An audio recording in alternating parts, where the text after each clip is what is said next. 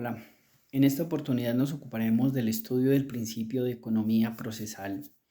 o denominado por otros también como el principio de celeridad. Este principio, en términos simples y así como lo explica el profesor Hernán Fabio López Blanco, busca obtener el trámite ágil del proceso, busca obtener el mayor resultado con un mínimo de actividad procesal. El principio de economía procesal tiene fundamento en el artículo 29 y en el artículo 228 de la Constitución Política de Colombia, normas que entre otros aspectos señalan que los términos procesales tendrán que observarse con diligencia y cuidado y que su incumplimiento será sancionado. En el mismo sentido, la Corte Constitucional ha considerado que este principio hace parte integrante del principio o mejor de la garantía al debido proceso, toda vez que lo que se busca en últimas es una decisión judicial pronta a la controversia que las personas llevan al conocimiento de los jueces. En otros o en consideración de otros autores, este principio también se podría lograr con la desjudicialización de algunos trámites. Esto significa con la posibilidad de permitir que otras autoridades como los notarios públicos puedan conocer de algunos asuntos que antes eran reservados o sometidos al conocimiento exclusivo de los jueces civiles. En este sentido, pues el Código General del Proceso da algunas posibilidades en trámites como el de la licencia para la enajenación o el gravamen de bienes de incapaces, para las correcciones de partidas del Estado civil de las personas, entre muchos otros más. Ahora bien, ¿cómo se materializa o cómo se cumple el principio de economía procesal? Pues el Código General del Proceso, en varios artículos, ha establecido el desarrollo de este principio. Así tenemos, por ejemplo, en materia de notificaciones, vamos a encontrar nosotros artículos como el 291 o inclusive el artículo 37, por allá en el inciso tercero, que establecen las siguientes posibilidades. La primera, la del artículo 37, que si en el proceso que usted va a tramitar se va a solicitar y de hecho se solicitó y se decretó y ahora se va a practicar una diligencia de secuestro sobre unos bienes y para ese momento el demandado todavía no ha sido notificado del auto que ordenó el trámite de la demanda, pues en ese caso, en aplicación del principio de economía procesal, se va a permitir que no haya necesidad de adelantar el trámite del artículo 291 y de la ley 2213 del 2000, de la ley 2213 del 2021, del 2022, perdón, sino que se pueda aprovechar el mismo momento de la diligencia de secuestro de esos bienes para que si en el lugar se halla presente o se encuentra la persona a notificar, esto es el demandado, el funcionario que está llevando a cabo la diligencia de secuestro, pudiendo ser el comisionado o el mismo juez de conocimiento si es el caso, pueda en ese instante lograr la notificación de esa persona. ¿Qué nos ahorramos? ¿Qué nos evitamos con ello? Tener que hacer el envío de la comunicación o tener que haber hecho previamente el trámite descrito en las normas antes señaladas. Ahí vemos un ejemplo. Otro ejemplo, también en materia de notificaciones nos los precisa el mismo artículo 291 en el parágrafo primero. Y es que si en el lugar donde se va a llevar a cabo la notificación no existe una empresa de servicio postal autorizado y adicionalmente pues el demandante, el interesado en lograr la notificación no conoce el canal digital o la dirección electrónica donde notificar a la persona a notificar, pues se permita que un empleado del juzgado, pudiendo ser el citador, pueda ir en compañía del interesado en lograr la notificación a buscar en ese lugar a la persona y lograr, si está presente, su notificación. Esto también podría darse cuando, aún existiendo la empresa de servicio postal en el lugar, digamos que el lugar donde está ubicada la persona a la que se va a notificar es relativamente cerca, el código permite que se evite llevar a cabo el trámite del 291 y de la ley 2213 del 2022 y en su lugar entonces se pueda lograr la notificación de esta manera. Otra manifestación o otra posibilidad que da el Código General del Proceso para lograr la aplicación del principio de economía procesal lo vemos nosotros por allá en el artículo 119, en lo que tiene que ver con la renuncia a términos o la renuncia de los términos. Esa posibilidad obviamente se estableció para aquel o para aquella persona a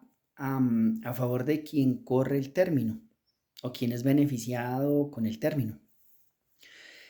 Esa persona podría hacer la manifestación al juez en el sentido que renuncia al término que faltaba por cumplirse para efectos de darle mayor agilidad al trámite. Un ejemplo de eso podría ser que alguien presentó un recurso, hay un traslado a favor, imaginémonos, de la parte que no presentó el recurso para que haga su manifestación, y esta persona, pues en el primer día hace esa manifestación y dice, bueno, ¿yo para qué quiero el resto del término? Señor juez, renuncio al resto del término para que el trámite sea más ágil. Otro ejemplo. Otro ejemplo de cómo se da el principio de economía procesal lo tenemos en otra norma que es el artículo 121 del Código General del Proceso y que establece unas reglas generales de duración del proceso, estableciendo por tanto unos términos para los jueces de primera y segunda instancia para que dicten la respectiva sentencia so pena de pérdida de competencia. Y cómo esas disposiciones son manifestación de economía procesal, pues porque hay un deber, hay un deber que se establece para esos jueces con una consecuencia adversa, porque habrá consecuencia adversa para aquel juez que injustificadamente deje vencer el término y no dicte la sentencia en ese lapso.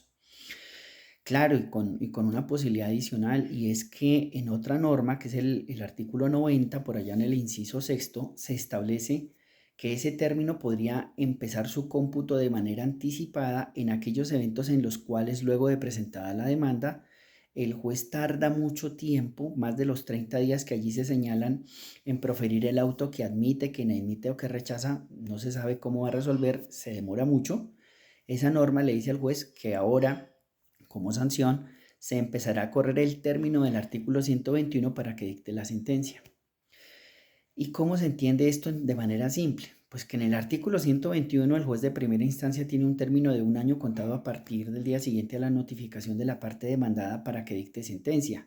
Que el juez de segunda instancia tenga un término de 6 meses desde cuando llega el expediente al despacho. Pero esa regla se rompe para el juez de primera instancia con lo que prevé el artículo que acabamos de citar, el artículo 90. Y es que presentada la demanda, si esa demanda, luego de radicada y luego de surtido el reparto, queda durmiendo el sueño de los justos y en ese despacho no han dicho nada sobre la demanda, si la admiten, si la inadmiten o la rechazan, pues el artículo 90, inciso sexto, le dice al juez, ojo señor juez, especialmente el juez civil, tenga cuidado porque el término para dictar sentencia le puede estar iniciando de manera anticipada si usted no cumple con lo aquí previsto. Otra manifestación del principio de economía procesal, ¿en cuál norma lo encontramos? Lo encontramos por allá en el artículo 372 del Código General del Proceso, en donde se permite la posibilidad de concentrar o la posibilidad de llevar a cabo todas las fases de dos audiencias en una sola. Nos estamos refiriendo a la audiencia inicial y a la audiencia de instrucción y juzgamiento. El artículo 372 señala que si el juez lo considera, si el juez luego de estudiado el caso ve que esto es factible, puede concentrar las fases de esas dos audiencias en una sola. Todo lo que antes iba a llevar a cabo en dos fechas diferentes o en fechas diferentes se puede llevar a cabo en una sola fecha. Se concentra la actuación y con ello se logra obviamente economía procesal. Otra posibilidad está en el artículo 278 del Código General del Proceso con la figura de la sentencia anticipada,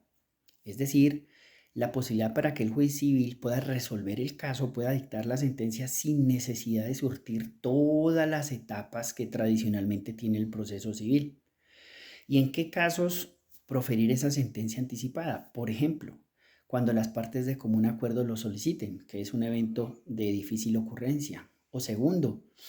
cuando el juez advierta que en ese caso está aprobada la acepción de cosa juzgada o la de transacción o la de caducidad o la de carencia de legitimación en la causa o la de prescripción extintiva.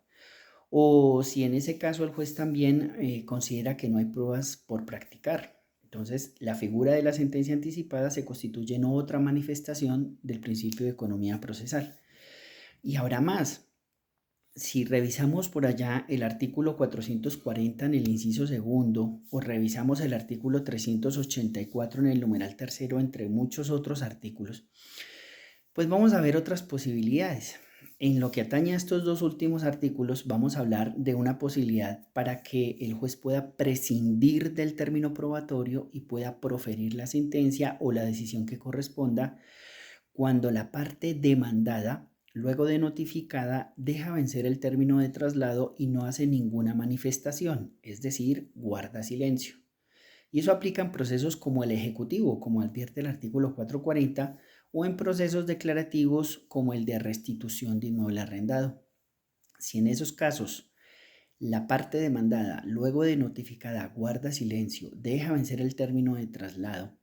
no dice nada, el juez puede prescindir del término probatorio y para el caso de la restitución de inmueble arrendado puede dictar sentencia declarando judicialmente terminado el contrato de arrendamiento y ordenando por tanto la entrega de la tenencia, y en el caso del ejecutivo, profiriendo un auto interlocutorio ordenando seguir adelante la ejecución,